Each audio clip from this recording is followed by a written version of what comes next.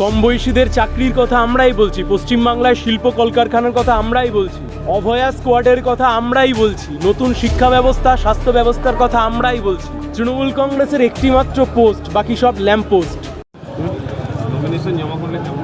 Nomination নির্বাচনের একটা প্রক্রিয়া, সেই প্রক্রিয়ায় নির্বাচনে অংশগ্রহণ করলে স্বাভাবিকভাবেই নমিনেশন দিতে আসতে হয়। আর 5টা সাধারণ প্রক্রিয়ার মতোই আমরা এসেছি, লাল সমুদ্রে ভেসে এসেছি। প্রচুর কর্মী সমর্থক, আমাদের দলের কমরেডরা, আমাদের শুভনোধ্যায়ীরা, তাদের সবার আশীর্বাদ ভালোবাসা সবাইকে পাথেয় করে আজকে আমরা ভেসে সবাই মিলে একসাথেই নমিনেশন দিতে এসেছি। আমরা নমিনেশন দিয়েছি এবং এই লড়াই তো আমরা লড়ছি পশ্চিমবাংলাকে বাঁচানোর লড়াই, পশ্চিমবাংলার ভেঙে পড়া প্রশাসনিক কাঠামো তাকে বাঁচানোর লড়াই। মহেশতলার বুকের স্থানীয় ইস্যু, সেই ইস্যুকে অ্যাড্রেস করে আমরা যে লড়াই লড়ছি, সেই লড়াইতে এই নমিনেশন একটা প্রক্রিয়া।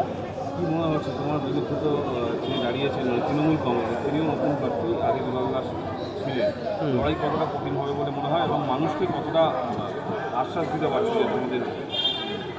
দেখুন, এই বিধানসভা নির্বাচনে সবচাইতে বেশি ইতিবাচক কথা আমরাই বলছি, কম বয়সীদের চাকরির কথা আমরাই বলছি, পশ্চিমবাংলায় শিল্প কলকারখানার কথা আমরাই বলছি, অভয়া স্কোয়াডের কথা আমরাই বলছি, নতুন শিক্ষা ব্যবস্থা স্বাস্থ্য ব্যবস্থার কথা আমরাই বলছি। মানুষকে ইতিবাচক বার্তা আমরাই দিচ্ছি, সমাজকে ইতিবাচক বার্তা আমরাই দিচ্ছি। ফলে জনসাধারণ আমাদের সাথে রয়েছেন, মানুষ আমাদের সাথে রয়েছেন। রইল পড়ে কে প্রার্থী হয়েছেন অন্য দলের, সে তাদের দলের আভ্যন্তরীণ বিষয়। তৃণমূল কংগ্রেসের একটিমাত্র পোস্ট, বাকি সব ল্যাম্প পোস্ট, এ আমরা দীর্ঘদিন ধরে বলে এসেছি। ফলে কে কোথায় প্রার্থী হয়েছেন, কে কোথায় প্রার্থী হয়নি, তা আমাদের কাছে মুখ্য নয়, তা আমাদের কাছে গৌণ।